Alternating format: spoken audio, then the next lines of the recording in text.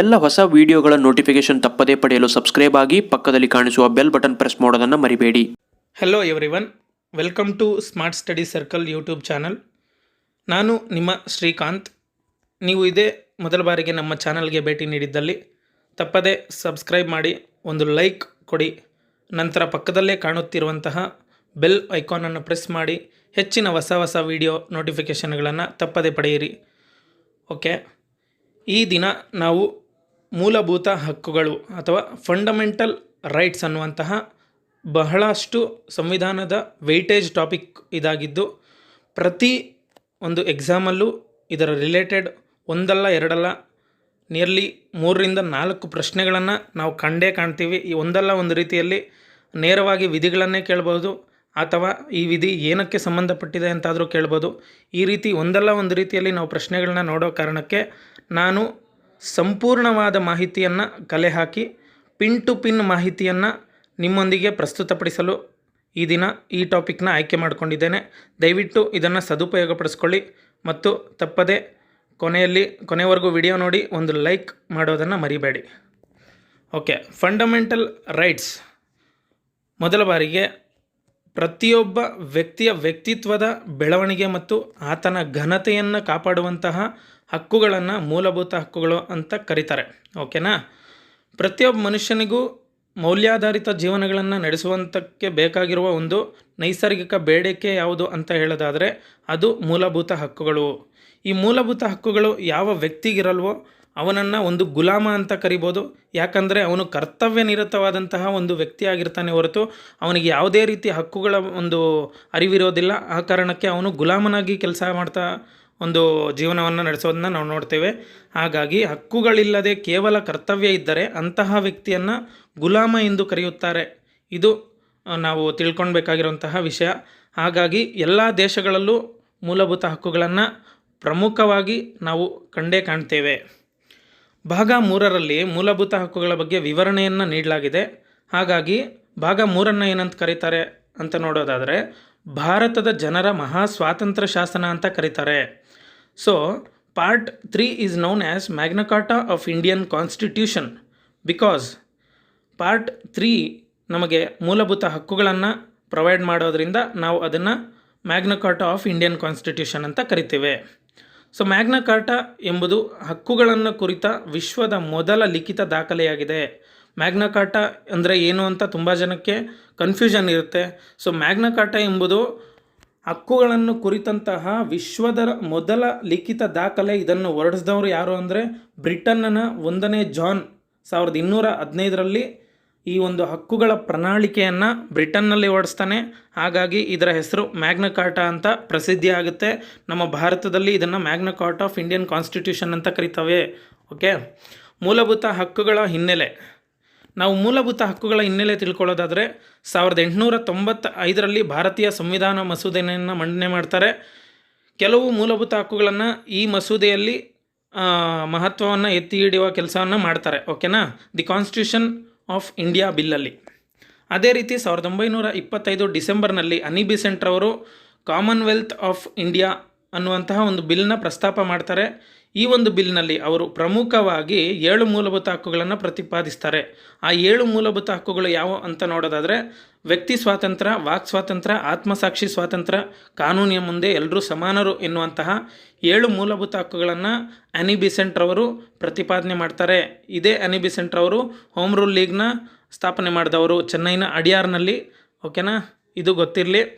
1928 August 10ರಲ್ಲಿ Motilal Nehru ಅವರ ಅಧ್ಯಕ್ಷತೆಯಲ್ಲಿ ಸಿದ್ಧವಾದಂತಹ ನೆಹರು ವರದಿಯಲ್ಲಿ ಕೂಡ ಈ ಒಂದು ಮೂಲಭೂತ ಹಕ್ಕುಗಳ ಪ್ರಸ್ತಾಪವನ್ನು ಮಾಡ್ತಾರೆ. ನೆಹರೂರವರು ಈ ಒಂದು ನೆಹರು ರಿಪೋರ್ಟ್ನ ಏನು ಬಿಡುಗಡೆ ಮಾಡ್ತಾರೆ 1928 ಆಗಸ್ಟ್ 10ರಲ್ಲಿ, ಅವುಗಳಲ್ಲಿ ಮೊದಲ ಬಾರಿಗೆ ನೆಹರು ವರದಿಯಲ್ಲೂ ಸಹ ಪ್ರಸ್ತಾಪ ಮಾಡ್ತಾರೆ ಮೂಲಭೂತ ಹಕ್ಕುಗಳು ಬೇಕು ಅಂತ. ಅದೇ ರೀತಿ 1931ರಲ್ಲಿ ಕರಾಚಿ ಭಾರತೀಯ ರಾಷ್ಟ್ರೀಯ ಕಾಂಗ್ರೆಸ್ ಅಧಿವೇಶನದ ಅಧ್ಯಕ್ಷತೆಯನ್ನು ವಲ್ಲಭಭಾಯ್ ಪಟೇಲ್ರವರು ವಹಿಸ್ಕೊಂಡಿರ್ತಾರೆ.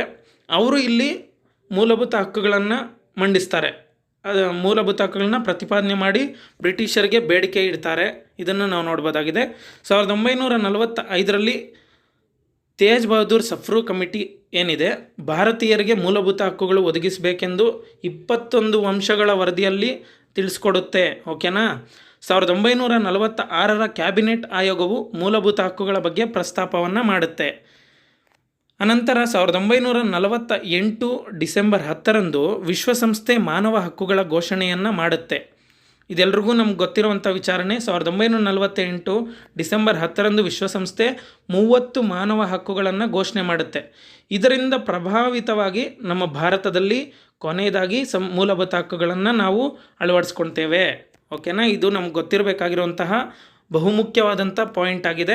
ನಾವು ಯಾವುದರ ಒಂದು ಇದರಿಂದ ಪ್ರೇರೇಪಿತವಾಗಿ ನಮ್ಮ ಭಾರತದಲ್ಲಿ ಅಂತಿಮವಾಗಿ ಮೂಲಭೂತ ಹಕ್ಕುಗಳನ್ನ ಸೇರಿಸ್ಕೊಂಡ್ವಿ ಅಂತ ಏನಾದರೂ ಪ್ರಶ್ನೆ ಕೇಳಿದ್ರೆ 1948 ಡಿಸೆಂಬರ್ 10ರಂದು ವಿಶ್ವಸಂಸ್ಥೆಯ ಮಾನವ ಹಕ್ಕುಗಳ ಘೋಷಣೆಯಿಂದ ಪ್ರೇರೇಪಿತವಾಗಿ ನಮ್ಮ ಭಾರತದಲ್ಲಿ ನಾವು ಮೂಲಭೂತ ಹಕ್ಕುಗಳನ್ನು ಸೇರಿಸ್ಕೊಂಡ್ವಿ ಅನ್ನೋದು ಗೊತ್ತಿರಬೇಕಾಗಿರುವಂತಹ ಒಂದು ಅಂಶ. ನಂತರ ಬಿಲ್ ಆಫ್ ರೈಟ್ಸ್ ಎನ್ನುವಂತಹ ಒಂದು ಮಸೂದೆಯನ್ನು ಅಥವಾ ಒಂದು ಹಕ್ಕುಗಳನ್ನು ಅಮೆರಿಕದಲ್ಲಿ ಮೊದಲ ಬಾರಿಗೆ ಮಂಡಿಸ್ತಾರೆ. ಓಕೆನಾ. ಈ ಒಂದು ಬಿಲ್ ಆಫ್ ರೈಟ್ಸ್ನಿಂದ ನಮ್ಮ ಭಾರತಕ್ಕೆ ಮೂಲಭೂತ ಹಕ್ಕುಗಳನ್ನು ನಾವು ಎರವಲು ಪಡೆದುಕೊಳ್ತೇವೆ. ಅಮೆರಿಕ ಸಂಯುಕ್ತ ಸಂಸ್ಥಾನ USA ಅಂತ ಏನು ಕರಿತೀವಿ, ಈ ಅಮೆರಿಕ ಸಂಯುಕ್ತ ಸಂಸ್ಥಾನದಿಂದ ಬಿಲ್ ಆಫ್ ರೈಟ್ಸ್ ಎಂಬುವಂತಹ ಹಕ್ಕುಗಳಿಂದ ಭಾರತಕ್ಕೆ ಮೂಲಭೂತ ಹಕ್ಕುಗಳನ್ನು ಎರವಲು ಪಡೆದುಕೊಂಡಿರ್ತೇವೆ. ಓಕೆನಾ. ಮೂಲಭೂತ ಹಕ್ಕುಗಳನ್ನು ಕೊನೆಯ ಕರಡು ಪ್ರತಿಯಲ್ಲಿ ಸೇರಿಸಿ 1949 ನವೆಂಬರ್ 26ರಂದು ಅಳವಡಿಸಿಕೊಳ್ಳಲಾಯಿತು. ಮೂಲಭೂತ ಹಕ್ಕುಗಳನ್ನು ನಾವು ಅಳವಡಿಸ್ಕೊಂಡಿದ್ದು 1949 ನವೆಂಬರ್ 26ರಂದು. ಹಾಗಾಗಿ ನಮ್ಮ ಭಾರತದಲ್ಲಿ ಸಂವಿಧಾನ ದಿನ ಅಂತ ಆಚರಣೆ ಮಾಡ್ತೇವೆ 1949 ನವೆಂಬರ್ 26ರಂದು. ಅದೆಲ್ರಿಗೂ ಗೊತ್ತಿರೋ ವಿಚಾರ. ಮತ್ತು 1950 ಜನವರಿ 26ರಂದು ಅಳವಡಿಸಿಕೊಳ್ಳಲಾದಂತಹ ಮೂಲ ಸಂವಿಧಾನದಲ್ಲಿ ಒಟ್ಟು 7 ಮೂಲಭೂತ ಹಕ್ಕುಗಳಿರ್ತವೆ. ಗೊತ್ತಿರಲಿ ಅದು. ಮತ್ತು 1978ರ 44ನೇ ತಿದ್ದುಪಡಿ ಏನು ಮಾಡ್ತೇವೆ, ಇದರಲ್ಲಿ ಆಸ್ತಿ ಹಕ್ಕು ಅಂತ ಏನಿರುತ್ತೆ 31ನೇ ವಿಧಿಯಲ್ಲಿ ಮೂಲಭೂತ ಹಕ್ಕುಗಳ ಅಡಿಯಲ್ಲಿ ಬರುತ್ತೆ. ಇದು 31ನೇ ವಿಧಿ ಅಡಿಯಲ್ಲಿ ಬರುತ್ತೆ. ಇದನ್ನು ರದ್ದು ಮಾಡಿ ಪ್ರಸ್ತುತವಾಗಿ ಈ ಆಸ್ತಿ ಹಕ್ಕು ಎಲ್ಲಿದೆ ಅಂತ ನೋಡೋದಾದರೆ ಇದನ್ನು ಕಾನೂನಾತ್ಮಕ ಹಕ್ಕಾಗಿ ಮಾಡಿದ್ದಾರೆ. ಓಕೆನಾ. ಆಸ್ತಿ ಹಕ್ಕನ್ನು ಸ್ಕ್ರ್ಯಾಪ್ ಮಾಡಿ ಕಾನೂನು ಹಕ್ಕಾಗಿ ಮಾಡಿ 300A ವಿಧಿಗೆ ಸೇರಿಸಲಾಗಿದೆ. ಕಾನೂನಾತ್ಮಕ ಹಕ್ಕು ಪ್ರಸ್ತುತ ಇದರ ಒಂದು ಸ್ಟೇಟಸ್ ಕೇಳಿದ್ರೆ, ಪ್ರಸ್ತುತ ಇದರ ಸ್ಟೇಟಸ್ ಏನು ಅಂತ ಕೇಳೋದಾದರೆ ಕಾನೂನಾತ್ಮಕ ಹಕ್ಕು ಅಂತ ನಿಮ್ಮೆಲ್ರಿಗೂ ಗೊತ್ತಿರಬೇಕು. ಪ್ರಸ್ತುತ ಮೂಲಭೂತ ಹಕ್ಕುಗಳ ಸಂಖ್ಯೆ ಎಷ್ಟಿದೆ ಅಂದರೆ 6. ಓಕೆ. ಮೂಲಭೂತ ಹಕ್ಕುಗಳ ಬಗ್ಗೆ ತಿಳಿಯಬೇಕಾದಂತಹ ಪ್ರಮುಖ ಅಂಶಗಳು ನೋಡಿ. 1967ರಲ್ಲಿ ಗೋಲಕ್ನಾಥ್ ವರ್ಸಸ್ ಪಂಜಾಬ್ ಪ್ರಕರಣ ನಡೆಯುತ್ತೆ. ಈ ಪ್ರಕರಣದಲ್ಲಿ ಸುಪ್ರೀಂ ಕೋರ್ಟ್ ಏನಂತ ತೀರ್ಪು ನೀಡುತ್ತೆ ಅಂದರೆ, ಯಾವುದೇ ಕಾರಣಕ್ಕೂ ಸಂಸತ್ತಿಗೆ ಮೂಲಭೂತ ಹಕ್ಕುಗಳನ್ನು ತಿದ್ದುಪಡಿ ಮಾಡುವ ಅಧಿಕಾರ ಇಲ್ಲ ಅಂತ ತೀರ್ಪು ಕೊಡುತ್ತೆ. ಓಕೆನಾ. ಕೇಶವಾನಂದ ಭಾರತಿ ವರ್ಸಸ್ ಕೇರಳ ಕೇಸ್ ಆಗುತ್ತೆ 1973ರಲ್ಲಿ. ಈ ಪ್ರಕರಣದಲ್ಲಿ ಸಂಸತ್ತಿಗೆ ಸರ್ವೋಚ್ಚ ಅಧಿಕಾರವನ್ನು ನೀಡ್ತಾರೆ. ಅಂದರೆ ಮೂಲ ಒಂದು ಸಂವಿಧಾನದ ಧಕ್ಕೆ ಆಗದ ರೀತಿಯಲ್ಲಿ ಸಂವಿಧಾನದ ಮೂಲಭೂತ ಹಕ್ಕುಗಳನ್ನು ತಿದ್ದುಪಡಿ ಮಾಡುವಂತಹ ಅಧಿಕಾರವನ್ನು ಸಂಸತ್ತಿಗೆ ಸುಪ್ರೀಂ ಕೋರ್ಟ್ ನೀಡುತ್ತೆ. ಓಕೆ. ಪ್ರಸ್ತುತವಾಗಿ ನಮ್ಮ ಸಂಸತ್ತು ಮೂಲಭೂತ ಹಕ್ಕುಗಳನ್ನು ತಿದ್ದುಪಡಿ ಮಾಡಿದೆ. ಓಕೆ. ಇದು ನಮ್ಮೆಲ್ಲರಿಗೂ ಗೊತ್ತಿರಬೇಕಾಗಿರುವಂತಹ ವಿಚಾರ. ಕೇಶವಾನಂದ ಭಾರತಿ ವರ್ಸಸ್ ಕೇರಳ ಕೇಸ್ ಏನಿದೆ ಇದನ್ನು ಫಂಡಮೆಂಟಲ್ ರೈಟ್ಸ್ ಕೇಸ್ ಅಂತ ಸಹ ಕರೀತಾರೆ. ಫಂಡಮೆಂಟಲ್ ರೈಟ್ಸ್ ಕೇಸ್ ಅಥವಾ ಮೂಲಭೂತ ಹಕ್ಕುಗಳ ಪ್ರಕರಣ ಅಂತ ಯಾವ ಪ್ರಕರಣವನ್ನು ಕರೀತಾರೆ ಅಂತ ಏನಾದರೂ ಎಕ್ಸಾಮಲ್ಲಿ ಕ್ವಶನ್ ಕೇಳಿದ್ರೆ ನಿಮ್ಮೆಲ್ರಿಗೂ ಗೊತ್ತಿರಲಿ. ಕೇಶವಾನಂದ ಭಾರತಿ ವರ್ಸಸ್ ಕೇರಳ ಕೇಸ್ ಇದು ತುಂಬ ನ್ಯೂಸಲ್ಲಿತ್ತು ಇತ್ತೀಚೆಗೆ. ಕೇಶವಾನಂದ ಭಾರತಿ ಅವರು ಕೇರಳದಲ್ಲಿ ಒಂದು ಮಠವನ್ನು ಸ್ಥಾಪನೆ ಮಾಡ್ಕೊಂಡಿರ್ತಾರೆ. ಅವರ ಒಂದು ಲಿಟಿಗೇಷನ್ ಬಂದಾಗ ಅವರು ಸುಪ್ರೀಂ ಕೋರ್ಟ್ಗೆ ಹೋಗ್ತಾರೆ. ಅದಾದ ನಂತರ ಇತ್ತೀಚೆಗೆ ಇವರು ನಮ್ಮ ಕರ್ನಾಟಕದಲ್ಲೇ ತೀರ್ಕೊಳ್ತಾರೆ. ಇದ್ರ ಬಗ್ಗೆ ನಿಮ್ಗೆಲ್ರಿಗೂ ಗೊತ್ತಿರಬೇಕು, ಇದೊಂದು ಬರ್ನಿಂಗ್ ಇಶ್ಯೂ ಆಗಿರೋದ್ರಿಂದ. ಅದೇ ರೀತಿ ಭಾಗ 3 ಎಲ್ಲಿಂದ ಎಲ್ಲರಿಗೂ ಇರುತ್ತೆ ಅಂದರೆ 12ನಿಂದ 35ನೇ ವಿಧಿಗಳವರೆಗೆ ಭಾಗ 3 ನಾವು ನೋಡ್ಬೋದಾಗಿದೆ. ಭಾಗ 3ರಲ್ಲಿ ಮೂಲಭೂತ ಹಕ್ಕುಗಳನ್ನು ನಾವು ನೋಡ್ತೇವೆ. ಒಟ್ಟು 6 ಮೂಲಭೂತ ಹಕ್ಕುಗಳು ಭಾಗ 3ರಲ್ಲಿ ಕಂಡು ಬರ್ತವೆ. ಅದೇ ರೀತಿ ಮೊದಲನೇದಾಗಿ ಸಮಾನತೆ ಹಕ್ಕು, ರೈಟ್ ಟು ಈಕ್ವಾಲಿಟಿ ಅನ್ನೋದು 14ರಿಂದ 18ನೇ ವಿಧಿಯವರೆಗೆ ಬರುತ್ತೆ. ಒಟ್ಟು 5 ವಿಧಿಗಳನ್ನು ನಾವು ನೋಡ್ತೇವೆ. ಅದೇ ರೀತಿ ಎರಡನೇದು ಸ್ವಾತಂತ್ರ್ಯ ಹಕ್ಕು, ರೈಟ್ ಟು ಫ್ರೀಡಮ್ ಅನ್ನೋದು 19ರಿಂದ 22ನೇ ವಿಧಿಯವರೆಗೆ ಬರುತ್ತೆ.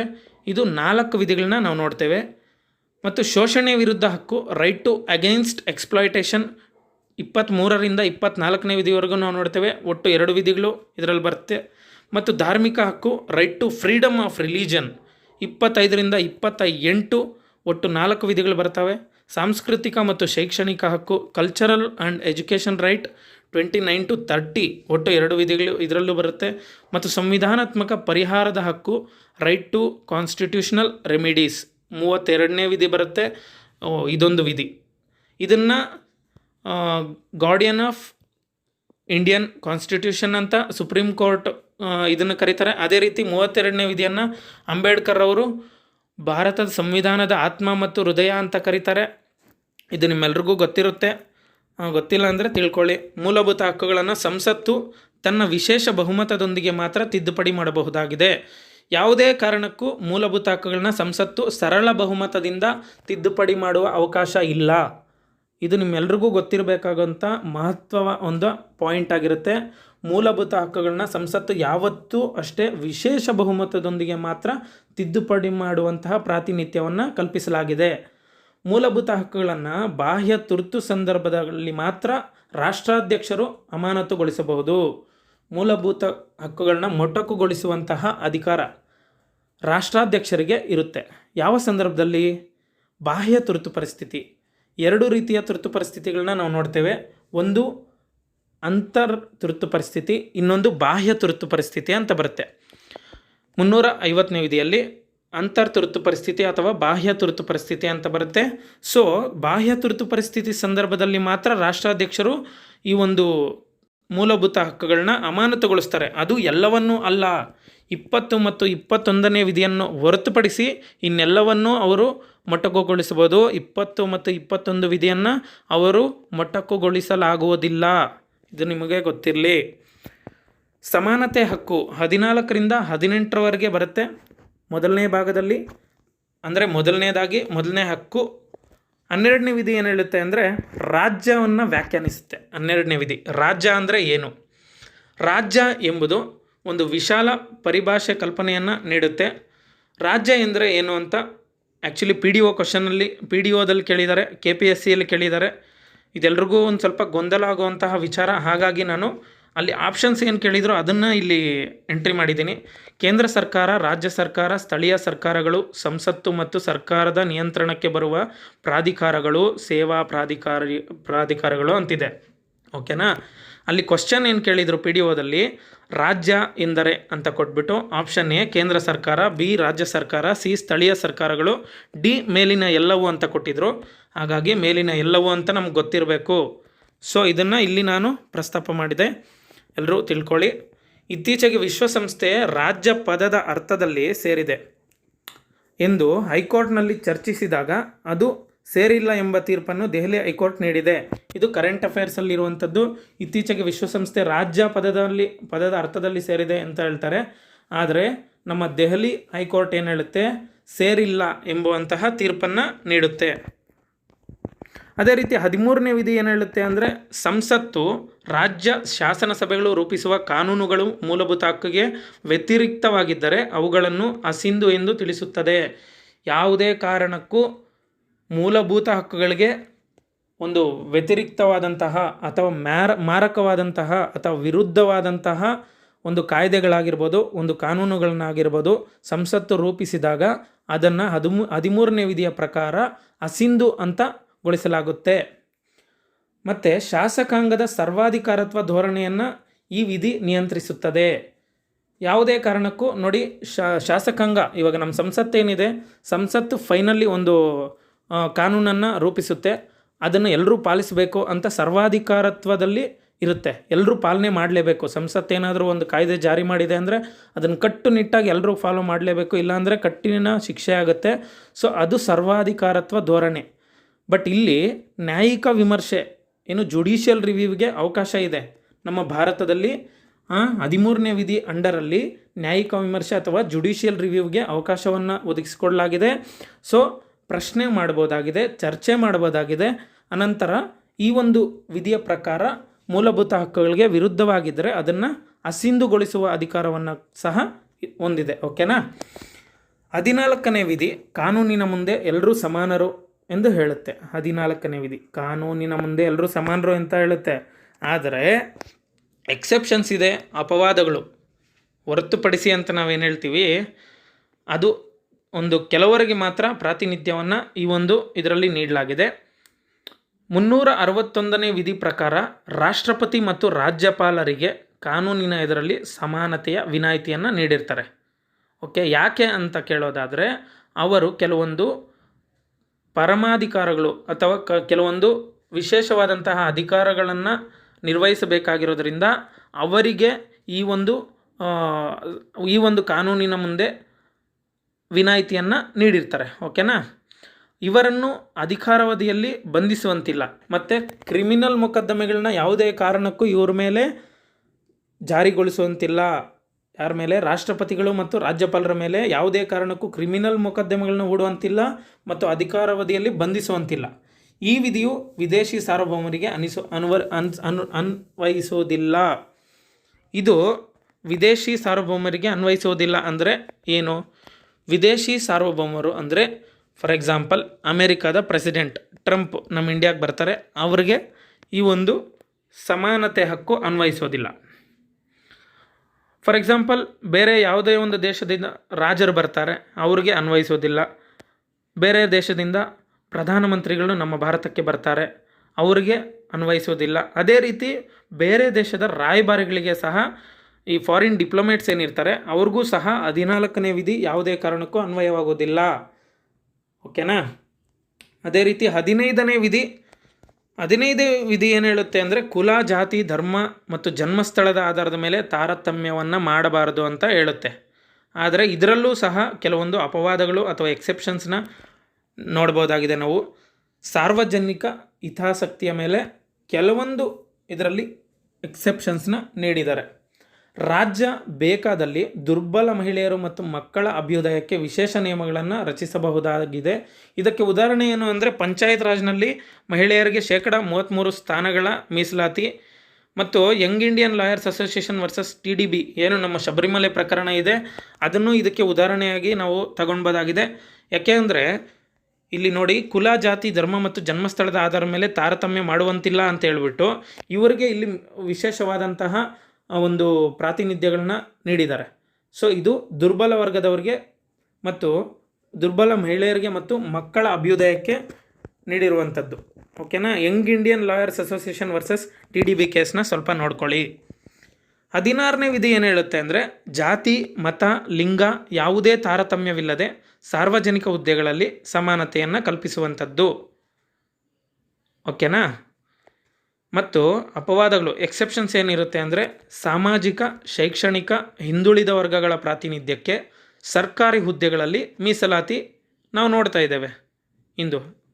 ಫಾರ್ ಎಕ್ಸಾಂಪಲ್ SC/STs ಅಥವಾ ದುರ್ಬಲ ವರ್ಗದವರು ಏನಿದ್ದಾರೆ, ಇಂಥ ವರ್ಗದವರಿಗೆ ಮೀಸಲಾತಿಯನ್ನು ನಮ್ಮ ಭಾರತ ಸಂವಿಧಾನದ ಅಡಿಯಲ್ಲಿ ಕಲ್ಪಿಸಿಕೊಡಲಾಗಿದೆ. ಯಾಕಂದರೆ ಬ್ಯಾಲೆನ್ಸ್ ಮಾಡೋದಕ್ಕೆ ಈ ಮೇಲ್ವರ್ಗದ ಒಂದು ಉನ್ನತ ವರ್ಗದವರು ಏನಿರ್ತಾರೆ ಇವರ ಜೊತೆಗೆ ದುರ್ಬಲ ವರ್ಗದವ್ರನ್ನ ಬ್ಯಾಲೆನ್ಸ್ ಮಾಡೋ ಕಾರಣಕ್ಕೆ ರಾಜ್ಯ ಕೆಲವೊಂದು ಮೀಸಲಾತಿಗಳನ್ನು ಆ ದುರ್ಬಲ ವರ್ಗದವರಿಗೆ ನೀಡಿರುತ್ತೆ.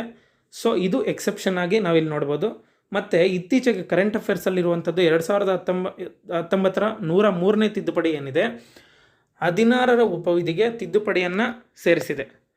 ಅದು ಹಿಂದುಳಿದ ವರ್ಗದವರಿಗೆ ಸರ್ಕಾರಿ ಹುದ್ದೆಗಳಲ್ಲಿ 10% ಮೀಸಲಾತಿ, ಅಂದರೆ ಹಿಂದುಳಿದ ಮೇಲ್ವರ್ಗದವರಿಗೆ ಸರ್ಕಾರಿ ಹುದ್ದೆಗಳಲ್ಲಿ 10% ಮೀಸಲಾತಿಯನ್ನು ಒದಗಿಸಿಕೊಡಲಾಗಿದೆ. ಅದು ಈ ಒಂದು ವಿಧಿಯ ಅನುಸಾರವಾಗಿ. ಓಕೆ. 17ನೇ ವಿಧಿ ಏನು ಹೇಳುತ್ತೆ ಅಂದರೆ ಅಸ್ಪೃಶ್ಯತಾ ನಿವಾರಣೆ.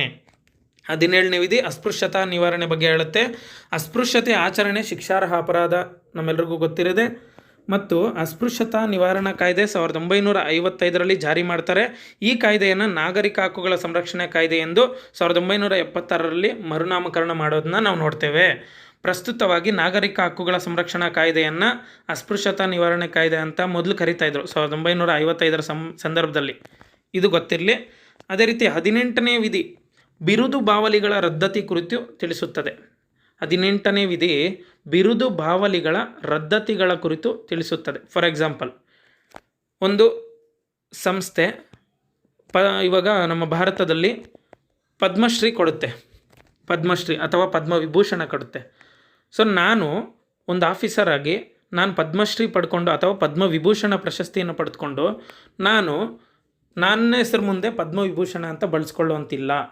ಅದೇ ನಾನು ಒಂದು ಸೈನಿಕನಾಗಿ ಇಲ್ಲ ಒಂದು ಶೈಕ್ಷಣಿಕ ಹುದ್ದೆಗಳಲ್ಲಿ ತೊಡಗಿಸ್ಕೊಂಡಿದ್ದರೆ ನಾನು ನನ್ನ ಹೆಸರಿನ ಮುಂದೆ ಅದನ್ನು ಅಳವಡಿಸ್ಕೊಳ್ಬೋದು. ಫಾರ್ ಎಕ್ಸಾಂಪಲ್, ಕರ್ನಲ್, ಮೇಜರ್ ಇದೆಲ್ಲ ಸೈನಿಕ ಇದರಲ್ಲಿ ಬರುತ್ತೆ. ಪರಮವೀರ ಚಕ್ರ ಇದರೆಲ್ಲ ಸೈನಿಕ ಒಂದು ಇದರಲ್ಲಿ ಬರುತ್ತೆ. ಅದೇ ರೀತಿ ಶೈಕ್ಷಣಿಕ ಹುದ್ದೆಗಳು ಡಾಕ್ಟರ್ ಈ ರೀತಿ. ಓಕೆನಾ, ಅರ್ಥ ಆಯ್ತಾ? ಈ ರೀತಿ ಹೊರತುಪಡಿಸಿ ಬಿರುದು ಬಾವಲಿಗಳನ್ನು ಬೇರೆ ಥರ ಇಟ್ಕೊಂಡ್ರೆ, ಫಾರ್ ಎಕ್ಸಾಂಪಲ್ ವಂಶಕ್ಷೌರ್ಯಕ್ಕಾಗಿ ಕೆಲವೊಬ್ರು ಇಟ್ಕೊಂಡಿರ್ತಾರೆ ವಂಶಗಳು. ನೀವೇ ಅದನ್ನು ಅರ್ಥ ಆಗಿರುತ್ತೆ ನಿಮಗೆ. ವಂಶದ ಹೆಸರು ಇಟ್ಕೊಂಡಿರ್ತಾರೆ ಕೆಲವರು. ಅಂಥವೆಲ್ಲ ಶಿಕ್ಷಾರ್ಹ ಅಪರಾಧ ಅಂತ 18ನೇ ವಿಧಿ ಅಡಿಯಲ್ಲಿ ಹೇಳ್ತಾರೆ. ಓಕೆನಾ? 6 ಸ್ವಾತಂತ್ರ್ಯಗಳನ್ನ 19ನೇ ವಿಧಿ ಒದಗಿಸುತ್ತೆ. ನಾವು ಇಲ್ಲಿ ಸ್ವಾತಂತ್ರ್ಯದ ಹಕ್ಕಿನ ಬಗ್ಗೆ ಮಾತಾಡ್ತಾ ಇದ್ದೇವೆ. ಸ್ವಾತಂತ್ರ್ಯದ ಹಕ್ಕು 19ರಿಂದ 22ನೇ ವಿಧಿಯವರೆಗೂ ಬರುತ್ತೆ. ಇವು ಸ್ವಾತಂತ್ರ್ಯದ ಹಕ್ಕು 19ನೇ ವಿಧಿಯಲ್ಲಿ 6 ಸ್ವಾತಂತ್ರ್ಯಗಳನ್ನ ಒದಗಿಸಿಕೊಡುತ್ತೆ. ಓಕೆ, ಸ್ವಾತಂತ್ರ್ಯಗಳು 19ನೇ ವಿಧಿಯಲ್ಲಿ 19(1)(a) ಏನು ಹೇಳುತ್ತೆ ಅಂದರೆ ವಾಕ್ ಮತ್ತು ಅಭಿವ್ಯಕ್ತಿ ಸ್ವಾತಂತ್ರ್ಯದ ಬಗ್ಗೆ ಹೇಳುತ್ತೆ. Freedom of speech and expression ಬಗ್ಗೆ ತಿಳಿಸ್ಕೊಡುತ್ತೆ. ಇದರ ಒಂದು ಅವಿಭಾಜ್ಯ ಅಂಗ ಯಾವುದು ಅಂತ ಹೇಳೋದಾದರೆ ಪತ್ರಿಕಾ ಮತ್ತು ಮಾಹಿತಿ ಪಡೆಯುವುದು ವಾಕ್ ಮತ್ತು ಅಭಿವ್ಯಕ್ತಿ ಸ್ವಾತಂತ್ರ್ಯದ ಒಂದು ಅವಿಭಾಜ್ಯ ಅಂಗವಾಗಿ ನಾವು ಪ್ರಸ್ತುತವಾಗಿ ನೋಡ್ತಾ ಇದ್ದೇವೆ. ಅದೇ ರೀತಿ 19(1)(b) ಏನಿದೆ, ಶಾಂತಿಯುತ ಮತ್ತು ಶಸ್ತ್ರಾಸ್ತ್ರರಹಿತ ಸಭೆ ಸೇರುವುದನ್ನು ಅನುಮತಿಸುತ್ತೆ. To assemble peacefully without arms. Okay, 19(1)(c) ಏನು ಹೇಳುತ್ತೆ ಅಂದರೆ ಸಂಘ, ಒಕ್ಕೂಟ ಅಥವಾ ಸಹಕಾರ ಸಂಘಗಳನ್ನು ಸ್ಥಾಪಿಸುವುದು. ಅದಕ್ಕೆ ಒಂದು ಸ್ವಾತಂತ್ರ್ಯವನ್ನು ನಮ್ಮ ಸಂವಿಧಾನದ 19(1)(c) ಒದಗಿಸಿಕೊಡ್ತಾ ಇದೆ. To form associations, unions or cooperative societies. Okay, ಸಹಕಾರ ಸಂಘಗಳನ್ನು 2011ರ 97ನೇ ತಿದ್ದುಪಡಿಯ ಮೂಲಕ ಸೇರ್ಪಡೆ ಮಾಡಲಾಗಿದೆ. ಇದು ಗೊತ್ತಿರಲಿ. ಸೊ ಸಹಕಾರ ಸಂಘಗಳನ್ನ 2011 97ನೇ ತಿದ್ದುಪಡಿ ಮೂಲಕ ಸಂವಿಧಾನಕ್ಕೆ ಸೇರ್ಪಡೆ ಮಾಡಿರುವಂಥದ್ದು. ಈ ವಿಚಾರ ಗೊತ್ತಿರಬೇಕು ನಿಮಗೆ. ಅದಕ್ಕೂ ಮೊದಲು ಸಂವಿಧಾನದಲ್ಲಿ ಸ್ಥಾನಮಾನವನ್ನು ಸಹಕಾರ ಸಂಘಗಳಿಗೆ ಕಲ್ಪಿಸಿರಲಿಲ್ಲ. ಇದು ಸ್ಪಷ್ಟವಾಗಿ ನಿಮಗೆ ಗೊತ್ತಿರಲಿ. 19(1)(d) ಏನಿದೆ, ಭಾರತದ ರಾಜ್ಯ ಕ್ಷೇತ್ರದಲ್ಲಿ ಅಬಾಧಿತವಾದ ಸರ್ವತ್ರ ಸಂಚಾರವನ್ನು ಮಾಡಬಹುದಾಗಿದೆ. ನಮ್ಮ ಭಾರತಾದ್ಯಂತ ನಾವು ಎಲ್ಲಿ ಬೇಕಾದರೂ ಸಂಚಾರ ಮಾಡಬಹುದು. ಓಕೆ, ಅದನ್ನು ಈ ಒಂದು 19(1)(d) ಒದಗಿಸಿಕೊಡುತ್ತೆ. To move freely throughout the territory of India. ಭಾರತೀಯ ಎಲ್ಲೇ ಒಳಗಡೆ ನಾವು ಎಲ್ಲಿಗೆ ಬೇಕಾದರೂ ಸಂಚಾರ ಮಾಡಬಹುದು. ಅದೇ ರೀತಿ 19(1)(e) ಏನಿದೆ, ಭಾರತದ ಯಾವುದೇ ಭಾಗದಲ್ಲಿ ವಾಸಿಸುವ ಸ್ವಾತಂತ್ರ್ಯ.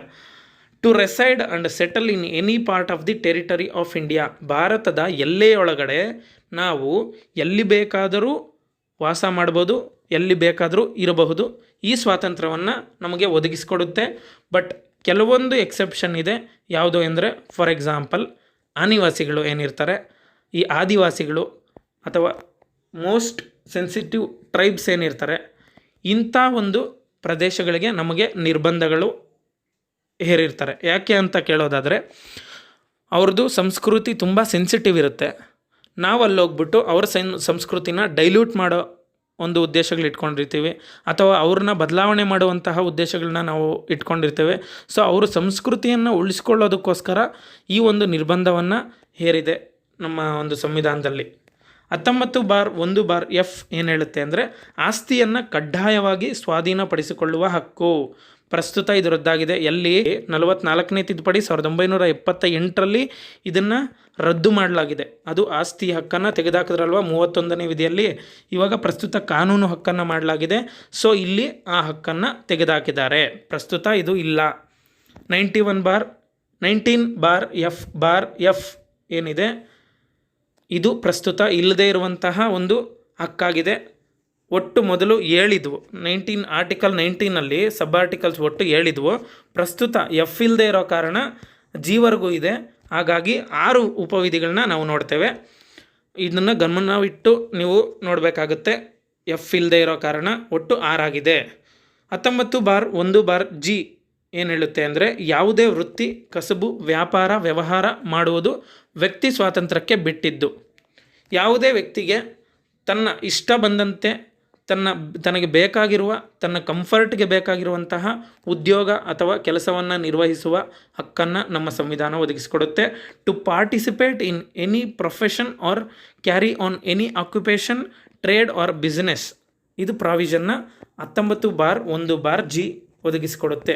ಇಷ್ಟು 19ನೇ ವಿಧಿಯ ಉಪವಿಧಿಗಳು 6 ಆಗಿರುತ್ತೆ. ಪ್ರಸ್ತುತ ಎಫ್ ಇಲ್ಲ. ಇದನ್ನು ನೀವು ಅಬ್ಸರ್ವ್ ಮಾಡಬೇಕು. 20ನೇ ವಿಧಿ ಅಪರಾಧಿಯ ರಕ್ಷಣೆಯ ಬಗ್ಗೆ ತಿಳಿಸ್ಕೊಡುತ್ತೆ. 20ನೇ ವಿಧಿ ಏನು ಹೇಳುತ್ತೆ ಅಂದರೆ, ಅಪರಾಧಿಗೆ ರಕ್ಷಣೆಯನ್ನು ನೀಡಬೇಕು ಅನ್ನೋದನ್ನು 20ನೇ ವಿಧಿ ಹೇಳುತ್ತೆ. ಯಾಕೆ ಅಂತಾದರೆ ನೋಡಿ, ಒಬ್ಬ ಅಪರಾಧಿ ಅಂತ ಅಕ್ಯೂಸ್ಡ್ ಅಂತ ಅವನು ಏನಾದರೂ ಒಂದು ಕೋರ್ಟಿಂದ ಘೋಷಣೆ ಪಡ್ಕೊಂಡು ಅವನು ಜೈಲಲ್ಲಿರ್ತಾನೆ. ಅವನಿಗೆ ಕೆಲವೊಂದು ಹಕ್ಕುಗಳನ್ನ ಒದಗಿಸಿಕೊಡುವಂಥದ್ದು ನಮ್ಮ ಸಂವಿಧಾನದ ಒಂದು ಕರ್ತವ್ಯ ಆಗಿರುತ್ತೆ. ಯಾಕಂದರೆ ಅವನು ಒಂದು ಮನುಷ್ಯ ಆಗಿರ್ತಾನೆ.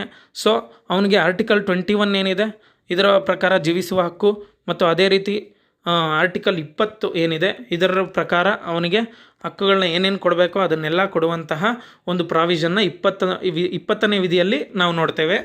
ಮತ್ತು 21ನೇ ವಿಧಿ ಏನು ಹೇಳುತ್ತೆ ಅಂದರೆ, ಜೀವಿಸುವ ಮತ್ತು ವ್ಯಕ್ತಿ ಸ್ವಾತಂತ್ರ್ಯ ಕುರಿತಾದಂತಹ ಹಕ್ಕಿನ ಬಗ್ಗೆ ಹೇಳುತ್ತೆ.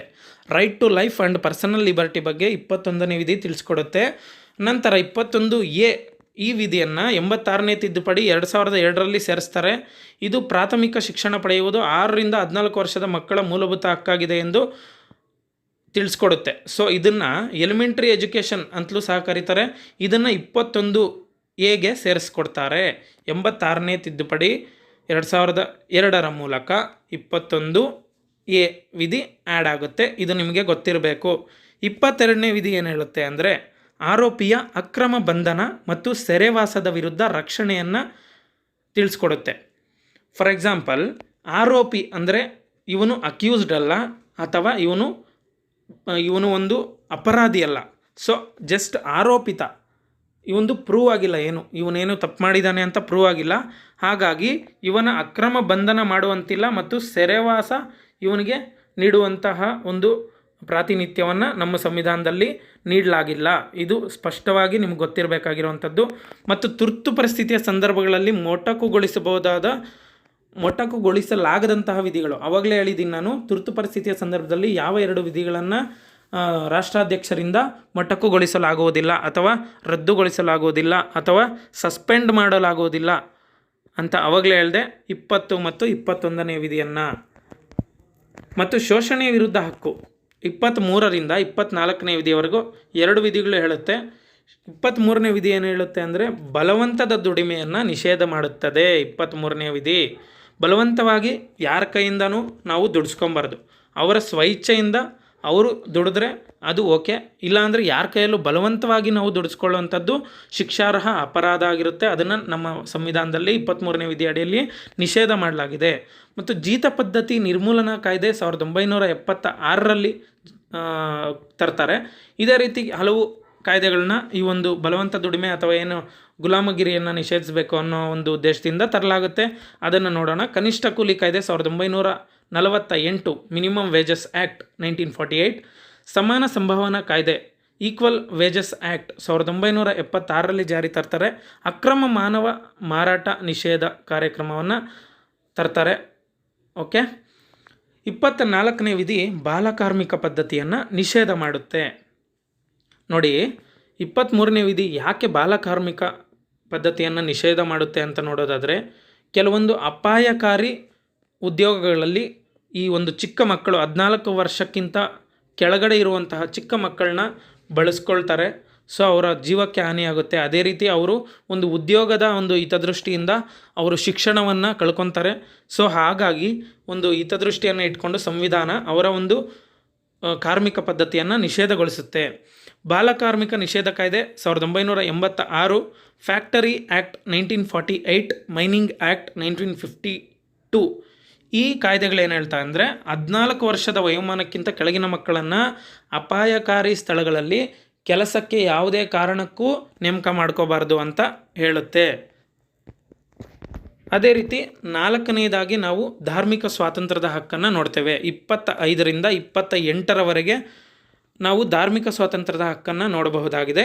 25ನೇ ವಿಧಿ ಏನು ಹೇಳುತ್ತೆ ಅಂದರೆ ಧರ್ಮವನ್ನು ಅನುಸರಿಸುವ, ಆಚರಿಸುವ ಮತ್ತು ಪ್ರಚಾರ ಮಾಡುವ ಹಕ್ಕು ಕುರಿತು ತಿಳಿಸುತ್ತದೆ. 25ನೇ ವಿಧಿ ಈ ಒಂದು ಧರ್ಮ, ಯಾವ ವ್ಯಕ್ತಿ ಯಾವ ಧರ್ಮವನ್ನು ಆಚರಿಸಬೇಕು ಮತ್ತು ಯಾವ ವ್ಯಕ್ತಿ ಯಾವ ಧರ್ಮವನ್ನು ಅನುಸರಿಸಬೇಕು ಮತ್ತು ಯಾವ ವ್ಯಕ್ತಿ ಯಾವ ಧರ್ಮ ಪ್ರಚಾರವನ್ನು ಮಾಡಬೇಕು ಅನ್ನೋದು ಅವನ ಒಂದು ಆತ್ಮಸಾಕ್ಷಿಗೆ ಬಿಟ್ಟಿದ್ದು. ಯಾರೂ ಬಲವಂತವಾಗಿ ಅದನ್ನು ಒಬ್ಬರ ಮೇಲೆ ಹೇರಬಾರ್ದು. ಅದನ್ನು ಇಲ್ಲಿ 25ನೇ ವಿಧಿಯಲ್ಲಿ ಸ್ಪಷ್ಟವಾಗಿ ಸಂವಿಧಾನದಲ್ಲಿ ತಿಳಿಸ್ಕೊಡಲಾಗುತ್ತೆ. ಅದೇ ರೀತಿ 26ನೇ ವಿಧಿ ಧಾರ್ಮಿಕ ಸಂಸ್ಥೆಗಳನ್ನು ಸ್ಥಾಪಿಸುವ ಮತ್ತು ನಿರ್ವಹಿಸುವ ಹಕ್ಕನ್ನು ನೀಡುತ್ತೆ. ಧಾರ್ಮಿಕ ಸಂಸ್ಥೆಗಳನ್ನು ಯಾರು ಬೇಕಾದರೂ ಸ್ಥಾಪನೆ ಮಾಡಬಹುದು ಮತ್ತು ಯಾರು ಬೇಕಾದರೂ ಧಾರ್ಮಿಕ ಸಂಸ್ಥೆಗಳನ್ನ ನಿರ್ವಹಿಸಬಹುದು. ಫಾರ್ ಎಕ್ಸಾಂಪಲ್ ಈ ಮಠಗಳಾಗಿರಬಹುದು, ಮಠಗಳು ಮತ್ತು ಚರ್ಚ್ಗಳು, ಅದೇ ರೀತಿ ಮಸೀದ್ಗಳು, ಕೆಲವೊಂದು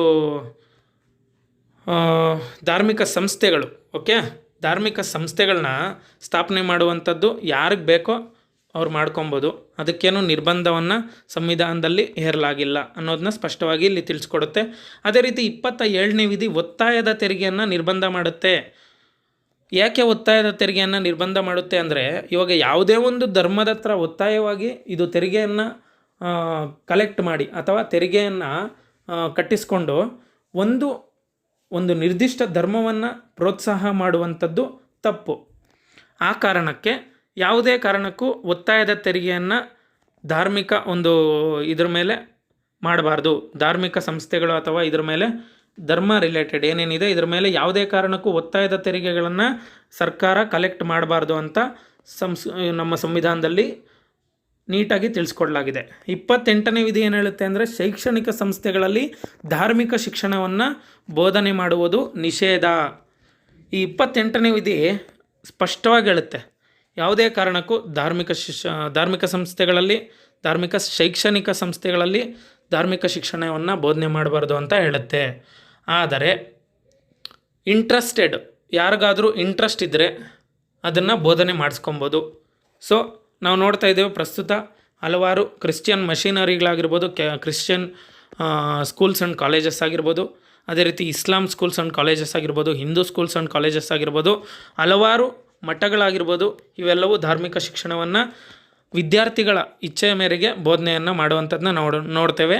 ಇಚ್ಛೆ ಇಲ್ಲದೆ, ಅವರ ಒಪ್ಪಿಗೆ ಇಲ್ಲದೆ ಯಾವುದೇ ಕಾರಣಕ್ಕೂ ಬೋಧನೆ ಮಾಡಬಾರ್ದು ಅನ್ನೋದನ್ನು 28ನೇ ವಿಧಿ ತಿಳಿಸ್ಕೊಡುತ್ತೆ. ಅದೇ ರೀತಿ 5ನೇದಾಗಿ ಸಾಂಸ್ಕೃತಿಕ ಮತ್ತು ಶೈಕ್ಷಣಿಕ ಹಕ್ಕನ್ನು ನಾವು ನೋಡ್ತೇವೆ. 29ರಿಂದ 30 ವಿಧಿಗಳು ಇದಕ್ಕೆ ಸಂಬಂಧಪಟ್ಟಿರ್ತವೆ. 29ನೇ ವಿಧಿ ಏನು ಹೇಳುತ್ತೆ ಅಂದರೆ ಅಲ್ಪಸಂಖ್ಯಾತರ ಹಿತರಕ್ಷಣೆ ಕುರಿತು ತಿಳಿಸುತ್ತೆ. ಇದೊಂದು ಸಾಂಸ್ಕೃತಿಕ ಹಕ್ಕಾಗಿರುತ್ತೆ. ಯಾವುದೇ ಕಾರಣಕ್ಕೂ ಈ ಅಲ್ಪಸಂಖ್ಯಾತರಾಗಿರ್ಬೋದು, ಯಾವುದೇ ಒಂದು ಧರ್ಮದವರಾಗಿರ್ಬೋದು, ಅವರ ಸಂಸ್ಕೃತಿಯನ್ನು ಬೇರೆಯವರ ಮೇಲೆ ಬಲವಂತವಾಗಿ ಹೇರಬಾರ್ದು. ಅದೇ ರೀತಿ ಅವರ ಸಂಸ್ಕೃತಿ ವಿನಾಶಕ್ಕೆ ಕಾರಣವಾಗಬಾರ್ದು. ಅವರ ಸಂಸ್ಕೃತಿಯನ್ನು ಗೌರವಿಸಬೇಕು. ಪ್ರತಿಯೊಬ್ಬರ ಒಂದು ಸಂಸ್ಕೃತಿಯನ್ನು ಸಮಾನವಾಗಿ ಕಂಡು ಗೌರವದಿಂದ ಬಾಳಬೇಕು ಎಂಬುದನ್ನು ಈ 29ನೇ ವಿಧಿ ಹೇಳುತ್ತೆ. ಅದೇ ರೀತಿ 30ನೇ ವಿಧಿ ಏನು ಹೇಳುತ್ತೆ ಅಂದರೆ ಧಾರ್ಮಿಕ ಅಲ್ಪಸಂಖ್ಯಾತರು ತಮ್ಮದೇ ಶೈಕ್ಷಣಿಕ ಸಂಸ್ಥೆಗಳನ್ನು ಹೊಂದಬಹುದು ಮತ್ತು ನಿರ್ಬಂಧಿಸಬಹುದು. ನಿಮ್ಮೆಲ್ರಿಗೂ ಗೊತ್ತಿದೆ, 2 ರೀತಿಯ ಅಲ್ಪಸಂಖ್ಯಾತರನ್ನ ನಾವು ನೋಡ್ತೇವೆ. ಒಂದು ಧಾರ್ಮಿಕ ಅಲ್ಪಸಂಖ್ಯಾತರು, ಇನ್ನೊಂದು ಭಾಷಾ ಅಲ್ಪಸಂಖ್ಯಾತರು. ಈ ಧಾರ್ಮಿಕ ಅಲ್ಪಸಂಖ್ಯಾತರು ತಮ್ಮದೇ ಶೈಕ್ಷಣಿಕ ಸಂಸ್ಥೆಗಳನ್ನ ಹೊಂದಬಹುದು. ಅಫ್ಕೋರ್ಸ್ ಹೊಂದಿದ್ದಾರೆ. ಧಾರ್ಮಿಕ ಅಲ್ಪಸಂಖ್ಯಾತರು ನಮ್ಮ ಭಾರತದಲ್ಲಿ ಒಟ್ಟು 6 ಧಾರ್ಮಿಕ ಅಲ್ಪಸಂಖ್ಯಾತರು ಇದ್ದಾರೆ. ನಮ್ಮೆಲ್ರಿಗೂ ಗೊತ್ತು 6 ಧಾರ್ಮಿಕ ಅಲ್ಪಸಂಖ್ಯಾತರಿದ್ದಾರೆ. ಸೊ ಇವರು ತಮ್ಮದೇ ಆದಂತಹ ಶೈಕ್ಷಣಿಕ ಸಂಸ್ಥೆಗಳನ್ನು ಹೊಂದಬಹುದು ಮತ್ತು ಭಾಷಾ ಅಲ್ಪಸಂಖ್ಯಾತರು ಆಗಿರ್ಬೋದು. ಭಾಷಾ ಅಲ್ಪಸಂಖ್ಯಾತರು ಅಂದರೆ ಏನು? ಇವಾಗ ನಾವು ಕನ್ನಡಿಗರು, ನಾವು ತಮಿಳ್ನಾಡಿಗೆ ಹೋಗ್ತೀವಿ, ಅಲ್ಲಿ ತಮಿಳು ಮಾತಾಡೋವಂಥವರು ತುಂಬ ಅತಿ ಹೆಚ್ಚು ಬಹುಭಾಷಾ ಒಂದು ಸಂಖ್ಯಾತರಾಗಿರ್ತಾರೆ. ಅವರ ಮಧ್ಯೆ ನಾವು ಅಲ್ಪ ಭಾಷಾ ಸಂಖ್ಯಾತರಾಗಿರ್ತೇವೆ, ಭಾಷಾ ಅಲ್ಪಸಂಖ್ಯಾತರಾಗಿರ್ತೇವೆ. ಸೊ ಇದು ಅಲ್ಲಿ ನಾವು ಬೇಕಿದ್ರೆ ನಮ್ಮ ಕನ್ನಡ ಶಾಲೆಯನ್ನು ತೆರಿಬೋದು. ಈ ರೀತಿಯಾದಂತಹ ಒಂದು ಪ್ರಾತಿನಿಧ್ಯವನ್ನು 30ನೇ ವಿಧಿ ನಮಗೆ ಕಲ್ಪಿಸಿಕೊಡುತ್ತೆ. ಸರ್ಕಾರ ಅನುದಾನ ನೀಡುವಲ್ಲಿ ತಾರತಮ್ಯ ಮಾಡಬಾರದು. ಯಾಕೆ? ಸರ್ಕಾರ ಏನು ಮಾಡುತ್ತೆ, ಯಾವುದೇ ಧರ್ಮ, ನಮ್ಮ ಸೆಕ್ಯುಲರ್ ಕಂಟ್ರಿ ಅಂತ ನಾವು ಘೋಷಣೆ ಮಾಡ್ಕೊಂಡಿರೋದ್ರಿಂದ ಯಾವುದೇ ಧರ್ಮ ಮತ್ತು ಯಾವುದೇ ಜಾತಿ, ಯಾವುದೇ ಕುಲ, ಈ ರೀತಿ ಯಾವುದೇ ಒಂದು ಗ್ರೌಂಡ್ಸ್ ಆಫ್ ಇದನ್ನು ತಾರತಮ್ಯನ ಮಾಡಬಾರ್ದು. ಸೊ ಎಲ್ಲರನ್ನೂ ಸಮಾನವಾಗಿ ಕಂಡು ಎಲ್ಲರಿಗೂ ಸಮಾನವಾದ ಅನುದಾನವನ್ನು ನೀಡಬೇಕು ಅನ್ನುವಂಥದ್ದು 30ನೇ ವಿಧಿಯಲ್ಲಿ ಸ್ಪಷ್ಟವಾಗಿ ನಾವು ನೋಡ್ತೇವೆ. ಅದೇ ರೀತಿ 6ನೇ ಒಂದು ಇದು ಸಂವಿಧಾನ 6ನೇ ಹಕ್ಕು, ಸಂವಿಧಾನಾತ್ಮಕ ಪರಿಹಾರದ ಹಕ್ಕು. 32ನೇ ವಿಧಿಯನ್ನು ಆವಾಗಲೇ ಹೇಳಿದ್ದೀನಿ. ಅಂಬೇಡ್ಕರ್ರವರು ಭಾರತದ ಸಂವಿಧಾನದ ಆತ್ಮ ಮತ್ತು ಹೃದಯ ಅಂತ ಬಾಬಾ ಸಾಹೇಬ್ ಅಂಬೇಡ್ಕರ್ರವರು ಈ ವಿಧಿಯನ್ನು ಕರೀತಾರೆ. ಯಾವುದೇ ವ್ಯಕ್ತಿಯು ಮೂಲಭೂತ ಹಕ್ಕುಗಳ ಉಲ್ಲಂಘನೆಯಾದ ಸಂದರ್ಭದಲ್ಲಿ ಆ ಮೂಲಭೂತ ಹಕ್ಕುಗಳ ರಕ್ಷಣೆಗಾಗಿ 32ನೇ ವಿಧಿಯಲ್ಲಿ ಅಂದರೆ ಸರ್ವೋಚ್ಚ ನ್ಯಾಯಾಲಯದ ಮೊರೆಗೆ ಹೋಗಬಹುದು. ಆಗ ಸರ್ವೋಚ್ಚ ನ್ಯಾಯಾಲಯ ರಕ್ಷಣೆ ನೀಡುತ್ತದೆ. ಕಡ್ಡಾಯವಾಗಿ ಸರ್ವೋಚ್ಚ ನ್ಯಾಯಾಲಯ ಅವನ ಮೂಲಭೂತ ಹಕ್ಕುಗಳ ಒಂದು ಮಾರಕವಾಗಿದ್ದರೆ ಅಥವಾ ಮೂಲಭೂತ ಹಕ್ಕುಗಳ ಉಲ್ಲಂಘನೆಯಾಗಿದ್ದರೆ ಅಂತಹ ಸಂದರ್ಭದಲ್ಲಿ ಸರ್ವೋಚ್ಚ ನ್ಯಾಯಾಲಯ ಪ್ರತಿಕ್ರಿಯಿಸಿ ಅವನಿಗೆ ಒಂದು ಮೂಲಭೂತ ಹಕ್ಕುಗಳ ರಕ್ಷಣೆಯನ್ನು ಒದಗಿಸಿಕೊಡುತ್ತದೆ. ಇದನ್ನು ಸುಪ್ರೀಂ ಕೋರ್ಟ್ಗೆ ಮೂಲಭೂತ ಹಕ್ಕುಗಳ ರಕ್ಷಕ ಅಂತ ಕರೀತಾರೆ. ಯಾಕೆ? ಈ ಒಂದು ಕಾರಣಕ್ಕೆ ಅದು 32ನೇ ವಿಧಿ ಅಡಿಯಲ್ಲಿ ಒಂದು ವ್ಯಕ್ತಿಯ ಮೂಲಭೂತ ಹಕ್ಕುಗಳನ್ನು ರಕ್ಷಣೆ ಮಾಡುವ ಕಾರಣಕ್ಕೆ ಸುಪ್ರೀಂ ಕೋರ್ಟನ್ನು guardian of Indian constitutional fundamental rights ಅಂತ ಕರೀತಾರೆ. Guardian of Indian fundamental rights, okay, ಮೂಲಭೂತ ಹಕ್ಕುಗಳ ರಕ್ಷಕ ಅಂತ ಸುಪ್ರೀಂ ಕೋರ್ಟ್ಗೆ ಕರೀತಾರೆ. ಅದೇ ರೀತಿ 226ನೇ ವಿಧಿಯಡಿ ಏನು ಹೇಳುತ್ತೆ ಅಂದರೆ ಹೈಕೋರ್ಟ್ನ ಮೊರೆ ಹೋಗಬಹುದು. ನನ್ನ ಒಂದು ಮೂಲಭೂತ ಹಕ್ಕುಗಳ ಒಂದು ಉಲ್ಲಂಘನೆಯಾಗಿದೆ ಅಥವಾ ಅವುಗಳಿಗೆ ಮಾರಕವಾಗಿದೆ ಅನ್ನುವ ಒಂದು ಇಂಟೆನ್ಷನ್ ಇದ್ದರೆ ನಾನು ಹೈಕೋರ್ಟ್ಗೆ ಹೋಗಬಹುದು. ಹೈಕೋರ್ಟಲ್ಲಿ ಯಾವುದೇ ರೀತಿಯ ಅಂದರೆ ಒಂದು ಕಾನೂನಾತ್ಮಕ ಹಕ್ಕನ್ನು ಕೂಡ ನಾವು ಅಲ್ಲಿ ಸಬ್ಮಿಟ್ ಮಾಡ್ಬೋದು. ಅದೇ ರೀತಿ ಒಂದು ಮೂಲಭೂತ ಹಕ್ಕುಗಳ ಉಲ್ಲಂಘನೆಯಾಗಿದೆ ಅಂತ ಕೂಡ ನಾವಲ್ಲಿ ಸಬ್ಮಿಟ್ ಮಾಡ್ಬೋದು. ಆದರೆ ಅದನ್ನು ಇತ್ಯರ್ಥಗೊಳಿಸುವುದು ಅಥವಾ ರಕ್ಷಣೆ ಕೊಡುವುದು ಅದಕ್ಕೆ ಬಿಟ್ಟ ವಿಚಾರ. ಅಂದರೆ ಅದು ಮಾಡಿದ್ರೂ ಮಾಡ್ತು, ಇಲ್ಲ ಅಂದರೆ ಇಲ್ಲ. ಆದರೆ ಸುಪ್ರೀಂ ಕೋರ್ಟ್ ಆಗಲ್ಲ, ಕಂಪಲ್ಸರಿ ಮಾಡಲೇಬೇಕು, ಮಾಡುತ್ತೆ. ಅದಕ್ಕೋಸ್ಕರನೇ ಅದನ್ನು ಗಾರ್ಡಿಯನ್ ಆಫ್ ಫಂಡಮೆಂಟಲ್ ರೈಟ್ಸ್ ಅಂತ ಸ್ಪಷ್ಟವಾಗಿ ನಾವು ಕರೆಯೋದನ್ನು ನೋಡ್ತೇವೆ. ಈ ವಿಷಯ ನಿಮಗೆಲ್ರಿಗೂ ಗೊತ್ತಿರಲಿ. ಅದೇ ರೀತಿ 32ನೇ ವಿಧಿ ಇಲ್ಲವಾದಲ್ಲಿ ಮೂಲಭೂತ ಹಕ್ಕುಗಳಿಗೆ ರಕ್ಷಣೆಯೇ ಇಲ್ಲ. ಆ ಕಾರಣಕ್ಕಾಗಿಯೇ ಅಂಬೇಡ್ಕರ್ ಅವರು ಅದನ್ನು ಸಂವಿಧಾನದ ಆತ್ಮ ಮತ್ತು ಹೃದಯ ಅಂತ ಕರೀತಾರೆ. Soul and heart of Indian constitution ಅಂತ ರಿಪೀಟ್ ಆಗ್ತಾ ಇದೆ ಇದು. But exam point of view it is very very important. ಪ್ರತಿ ಒಂದು PC ಎಕ್ಸಾಮಿಂದ ಹಿಡಿದು ಇದನ್ನು KS ಎಕ್ಸಾಮ್ವರೆಗೂ ಕೇಳಿದ್ದಾರೆ. ಸೊ ರಿಪೀಟ್ ಆದಷ್ಟು ನಮಗೆ ಮೈಂಡಲ್ಲಿ ಸೇವ್ ಆಗ್ತಾ ಹೋಗುತ್ತೆ. ಸೊ ಇದು ನಿಮ್ಮೆಲ್ರಿಗೂ ಜ್ಞಾಪಕ ಇರಬೇಕಾಗಿರುವಂಥದ್ದು. ಒಟ್ಟು ಈ 32ನೇ ವಿಧಿ ಅಡಿಯಲ್ಲಿ ಒಟ್ಟು 5 ರಿಟ್ಗಳಿವೆ. 5 ರಿಟ್ಗಳು ಯಾವ್ಯಾವು ಅಂದರೆ ಹೇಬಿಯಸ್ ಕಾರ್ಪಸ್, ಮ್ಯಾಂಡಮಸ್, ಸರ್ಶಿಯೋರರಿ, ಕೋವೆರೆಂಟೋ, ಪ್ರಾಹಿಬಿಷನ್. ಹೇಳ್ಬೇಕಂದ್ರೆ ಒಟ್ಟು 6 ರಿಟ್ಗಳಿದ್ದಾವೆ. 6ನೇದು ಯಾವುದು ಅಂದರೆ ಇಂಜಂಕ್ಷನ್ ಅಂತ. ಸೊ ಇಂಜಂಕ್ಷನ್ನ ನಾವಿಲ್ಲಿ ತರೋಕ್ಕಾಗಲ್ಲ. ಸೊ ಒಟ್ಟು 5 ರಿಟ್ಗಳನ್ನ ಮಾತ್ರ ನಾವಿಲ್ಲಿ ಹೇಳಬೇಕಾಗುತ್ತೆ. ಸೊ ಹೇಬಿಯಸ್ ಕಾರ್ಪಸ್ ಅಂದರೆ ಏನು? ಹೇಬಿಯಸ್ ಕಾರ್ಪಸ್ ಅಂದರೆ ಬಂದಿ ಪ್ರತ್ಯಕ್ಷೀಕರಣ to have a body. So ಬಂಧಿಸಿದ ವ್ಯಕ್ತಿಯನ್ನು 24 ಗಂಟೆಗಳ ಒಳಗಾಗಿ ಹತ್ತಿರದ ನ್ಯಾಯಾಲಯಕ್ಕೆ ಹಾಜರುಪಡಿಸಬೇಕು. ಯಾವುದೇ ಕಾರಣಕ್ಕೂ 24 ಗಂಟೆಗಳನ್ನು ಮೀರಿ ಒಂದು ಪೊಲೀಸ್ ಸ್ಟೇಷನಲ್ಲಿ ಅಥವಾ ಕಸ್ಟಡಿಯಲ್ಲಿ ಒಂದು ಬಂಧಿಸಿದ ಆರೋಪಿಯನ್ನಾಗಲಿ ಅಥವಾ ಅಪರಾಧಿಯನ್ನಾಗಲಿ ಇಟ್ಕೊಳ್ಬಾರ್ದು. ಅದು ಕಾನೂನಾತ್ಮಕ ಒಂದು ಉಲ್ಲಂಘನೆ ಆಗುತ್ತೆ. ಸೊ ಅದಕ್ಕಾಗಿ ಬಂಧಿಸಿದ ವ್ಯಕ್ತಿಯನ್ನು 24 ಗಂಟೆ ಒಳಗಾಗಿ ನ್ಯಾಯಾಲಯಕ್ಕೆ ಹಾಜರುಪಡಿಸಬೇಕು ಅನ್ನೋದನ್ನು ಹೇಬಿಯಸ್ ಕಾರ್ಪಸ್ ಹೇಳುತ್ತೆ. ಇದು ಲ್ಯಾಟಿನ್ ವರ್ಡ್. ಹೇಬಿಯಸ್ ಕಾರ್ಪಸ್ ಅನ್ನೋದು ಲ್ಯಾಟಿನ್ ವರ್ಡ್. ಅದಕ್ಕೆ ಅರ್ಥ ಏನು ಅಂದರೆ ಬಂದಿ ಪ್ರತ್ಯಕ್ಷೀಕರಣ, ಟು ಹ್ಯಾವ್ ಎ ಬಾಡಿ ಎಂಬುದು. ಅದೇ ರೀತಿ ಮ್ಯಾಂಡಮಸ್ ಎಂಬುದು ಒಂದು ಲ್ಯಾಟಿನ್ ವರ್ಡ್ ಆಗಿದೆ. ಮ್ಯಾಂಡಮಸ್ ಎಂದರೆ ಅರ್ಥ ಏನು ಅಂತ ನೋಡೋದಾದರೆ ಪರಮಾದೇಶ, ವಿ ಕಮಾಂಡ್ ಅಂತ. ನ್ಯಾಯಾಲಯವು ಸರ್ಕಾರಿ ಅಧಿಕಾರಿಗಳಿಗೆ ತನ್ನ ಕಾರ್ಯವನ್ನು ಸಕಾಲಕ್ಕೆ ಅಥವಾ ಒಂದು ಸದ್ಗುಣವಾಗಿ ನಿರ್ವಹಿಸುವಂತೆ ನೀಡುವ ಒಂದು ಸೂಚನೆಗಳಿಗೆ ಮ್ಯಾಂಡಮಸ್ ಅಂತ ನಾವು ಕರಿತೇವೆ. ಮ್ಯಾಂಡಮಸ್ ಎಂದರೆ ನ್ಯಾಯಾಲಯವು ಸರ್ಕಾರಿ ಅಧಿಕಾರಿಗಳೇನಿರ್ತಾರೆ ಅವ್ರಿಗೆ ತನ್ನ ಕಾರ್ಯಗಳನ್ನು ನಿರ್ವಹಿಸುವಂತೆ ಸೂಚನೆ ಮಾಡುವಂತಹ ಒಂದು ಪ್ರಕ್ರಿಯೆ. ಅದನ್ನು ವಿ ಕಮಾಂಡ್ ಅಂತ ಸಹ ಕರಿತೇವೆ. ಅದೇ ರೀತಿ 3ನೇದಾಗಿ ಸರ್ಶಿಯೋರರಿ ಅಂದರೆ ಟು ಬಿ ಸರ್ಟಿಫೈಡ್. ಉನ್ನತ ನ್ಯಾಯಾಲಯಗಳು ಅಧೀನ ನ್ಯಾಯಾಲಯಗಳಿಗೆ ಹೊರಡಿಸುವ ಆಜ್ಞೆ ಆಗಿದೆ. ಸರ್ಶಿಯೋರರಿ ಎಂದರೆ ಉನ್ನತ ನ್ಯಾಯಾಲಯಗಳು ಅಧೀನ ನ್ಯಾಯಾಲಯಗಳಿಗೆ ಹೊರಡಿಸುವ ಆಜ್ಞೆಯಾಗಿದೆ. ಅದನ್ನು ಇನ್ನೊಂದು ಥರ ಹೇಳಬೇಕು ಅಂದರೆ, ಕೆಳ ನ್ಯಾಯಾಲಯ ತನ್ನ ಅಧಿಕಾರಿ ವ್ಯಾಪ್ತಿ ಮೀರಿ ತೀರ್ಪು ನೀಡಿದರೆ ಅದನ್ನು ರದ್ದುಗೊಳಿಸಿ ಪ್ರಕರಣವನ್ನು ಮೇಲಿನ ನ್ಯಾಯಾಲಯಕ್ಕೆ ವರ್ಗಾವಣೆ ಮಾಡುವಂತಹ ಒಂದು ಪ್ರಕ್ರಿಯೆಯನ್ನು ಸರ್ಶಿಯೋರರಿ ಅಂತ ನಾವು ಕರಿತೇವೆ. ಸೊ ಇದು ಸ್ಪಷ್ಟವಾಗಿರಲಿ ನಿಮಗೆ. ಪ್ರೊಹಿಬಿಷನ್, ಪ್ರತಿಬಂಧಕಾಜ್ಞೆ, ಟು ಫರ್ಬಿಡ್.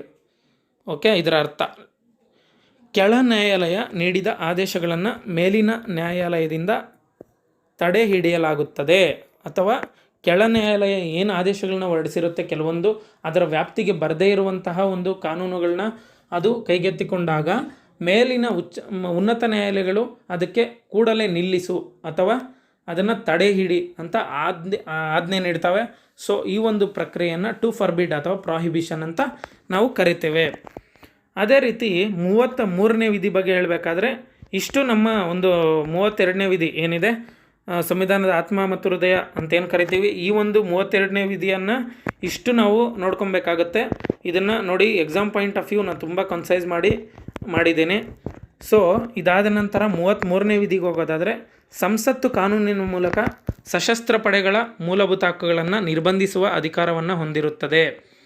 ನೋಡಿ, ಇದು ತುಂಬ ಸಿಂಪಲ್. ಇದು ಆ್ಯಕ್ಚುಲಿ ಸಂಸತ್ತಿಗೆ ಕಾನೂನು ಮಾಡುವುದರ ಮೂಲಕ ಸಶಸ್ತ್ರ ಪಡೆಗಳಂತ ಏನು ಕರಿತೀವಿ, military forces and paramilitary forces ಏನಿದ್ದಾವೆ ನಮ್ಮ ಭಾರತದಲ್ಲಿ, ಇವರ ಒಂದು ಮೂಲಭೂತ ಹಕ್ಕುಗಳನ್ನು ನಿರ್ಬಂಧಿಸುವ ಅಧಿಕಾರ ಯಾರಿಗೆ ನೀಡಲಾಗಿದೆ ಅಂತ ಹೇಳೋದಾದರೆ ಸಂಸತ್ತಿಗೆ ನೀಡಲಾಗಿದೆ. ಅದು ಕಾನೂನನ್ನು ರೂಪಿಸಿ ಇದರ ಮೇಲೆ ನಿರ್ಬಂಧವನ್ನು ಹೇರಬಹುದಾಗಿದೆ. ಇದು ನಿಮಗೆಲ್ರಿಗೂ ಸ್ಪಷ್ಟವಾಗಿ ಅರ್ಥ ಆಗಿರಬೇಕು. 34ನೇ ವಿಧಿ ಏನು ಹೇಳುತ್ತೆ ಅಂದರೆ, ಸಂಸತ್ತು ಮಾರ್ಷಿಯಲ್ ಕಾನೂನು ಜಾರಿಯಲ್ಲಿರುವ ಪ್ರದೇಶದಲ್ಲಿ ವಾಸಿಸುವ ಜನರ ಮೂಲಭೂತ ಹಕ್ಕುಗಳನ್ನು ಕಾನೂನುಗಳ ಮೂಲಕ ನಿರ್ಬಂಧ ಹೇರುವುದು. ಓಕೆನಾ? ಏನು ಸಂಸತ್ತು ಮಾರ್ಷಿಯಲ್ ಕಾನೂನು ಜಾರಿಯಲ್ಲಿರುವಾಗ ಅಂದರೆ, ಮಾರ್ಷಿಯಲ್ ಕಾನೂನು ಅಂದರೆ ಏನು ನಿಮ್ಮೆಲ್ರಿಗೂ ಗೊತ್ತಿರುತ್ತೆ. ಮಾರ್ಷಿಯಲ್ ಕಾನೂನು ಇವಾಗ ಒಂದು ಪ್ರದೇಶದಲ್ಲಿ ಅಲ್ಲಿ ಆಡಳಿತಾತ್ಮಕ ಒಂದು ಮಿಸ್ಬಿಹೇವ್ಸ್ ಅಥವಾ ಒಂದು ಆಡಳಿತ ಹದಗೆಟ್ಟಾಗ ಅದನ್ನು ನಿರ್ವಹಿಸೋಕ್ಕೆ ಆಗದೇ ಇರುವಂತಹ ಸಂದರ್ಭದಲ್ಲಿ ಅಧಿಕಾರಿಗಳು, ಸರ್ಕಾರಿ ಅಧಿಕಾರಿಗಳು ಯಾರಾಗಿರ್ತಾರೆ, ಫಾರ್ ಎಕ್ಸಾಂಪಲ್ ಕಮಿಷನರ್ಸು ಆಗಿರ್ಬೋದು, ಇಲ್ಲ ಸರ್ಕಾರಿ ಒಂದು ಅಧಿಕಾರಿಗಳ ಕೈಯಲ್ಲಿ ಆಗದೇ ಇರುವಂತಹ ಸಂದರ್ಭದಲ್ಲಿ ಅದನ್ನು ಒಂದು ಒಳ್ಳೆ ದಾರಿಗೆ ತರಬೇಕು, ಅದನ್ನು ಅಡ್ಮಿನಿಸ್ಟ್ರೇಷನ್ ಸರಿಪಡಿಸಬೇಕು ಅನ್ನುವಂತಹ ಸಂದರ್ಭದಲ್ಲಿ ಸೇನಾಡಳಿತಕ್ಕೆ ವಹಿಸ್ಕೊಡ್ತಾರೆ. ಈ ಸೇನಾಡಳಿತ ಸಂಪೂರ್ಣ ಆ ಪ್ರದೇಶ ಏನಿದೆ ಸೇನಾಡಳಿತಕ್ಕೆ ಒಳಪಡುತ್ತೆ. ಓಕೆನಾ? ಒಳಪಟ್ಟಾಗ ಅದನ್ನು ಸೇನೆ ಒಂದು ಕಂಟ್ರೋಲಲ್ಲಿ ಇಟ್ಕೊಂಡು ಅದನ್ನು ಒಂದು ಒಳ್ಳೆಯ ದಾರಿಗೆ ತರೋದಕ್ಕೆ ಪ್ರಯತ್ನ ಮಾಡುತ್ತೆ ಮತ್ತು ಒಳ್ಳೆಯ ದಾರಿಗೆ ತರುತ್ತೆ. ಇದನ್ನು ಮಾರ್ಷಿಯಲ್ ಲಾ ಅಥವಾ ಮಾರ್ಷಿಯಲ್ ಕಾನೂನು ಅಂತ ಕರೀತಾರೆ. ಇದು ನಿಮ್ಮೆಲ್ರಿಗೂ ಗೊತ್ತಿರಲಿ. ಈ ಮಾರ್ಷಿಯಲ್ ಕಾನೂನು ಜಾರಿಯಲ್ಲಿರುವ ಪ್ರದೇಶಗಳಲ್ಲಿ ವಾಸಿಸ್ತಾರೆ ನೋಡಿ, ಅಂಥ ಜನರ ಮೂಲಭೂತ ಹಕ್ಕುಗಳನ್ನು ಕಾನೂನುಗಳ ಮೂಲಕ ಸಂಸತ್ತು ನಿರ್ಬಂಧವನ್ನು ಹೇರಬಹುದಾಗಿದೆ. ಸೊ ಅರ್ಥ ಮಾಡ್ಕೊಳ್ಳಿ ನೀಟಾಗಿ. ಓಕೆನಾ? 35ನೇ ವಿಧಿ ಏನು ಹೇಳುತ್ತೆ ಅಂದರೆ, ಸಂಸತ್ತಿಗೆ ತನ್ನ ಕಾನೂನುಗಳ ಮೂಲಕ ಮೂಲಭೂತ ಹಕ್ಕುಗಳನ್ನು ಜಾರಿಗೊಳಿಸುವ ಅಧಿಕಾರವನ್ನು ಕಲ್ಪಿಸಿಕೊಡಲಾಗಿದೆ. 35ನೇ ವಿಧಿಯ ಪ್ರಕಾರ ಸಂಸತ್ತಿಗೆ ತನ್ನ ಕಾನೂನುಗಳ ಮೂಲಕ ಮೂಲಭೂತ ಹಕ್ಕುಗಳನ್ನು ಜಾರಿಗೊಳಿಸುವಂತಹ ಎಲ್ಲ ಅಧಿಕಾರಗಳನ್ನು ನೀಡಲಾಗಿದೆ. ಸುಪ್ರೀಂ ಕೋರ್ಟಿಂದ ಈ ಒಂದು ಅಧಿಕಾರಗಳು ಸಂಸತ್ತಿಗೆ ದೊರೆತಿವೆ. ಇದು ನಿಮಗೆ ಎಲ್ರಿಗೂ ಗೊತ್ತಿರಬೇಕಾಗಿರುವಂತಹ ವಿಚಾರ. ಅದೇ ರೀತಿ note, it is very very important in the exam point of view. Compulsory ನಿಮ್ಮೆಲ್ರಿಗೂ ಗೊತ್ತಿರಲೇಬೇಕಾಗಿರುವಂತಹ ವಿಚಾರ ಇದಾಗಿದೆ. ಮೂಲಭೂತ ಹಕ್ಕುಗಳು ಭಾರತೀಯ ನಾಗರಿಕರನ್ನು ಮತ್ತು ವಿದೇಶಿಯರನ್ನು ಪ್ರತ್ಯೇಕಿಸುತ್ತವೆ.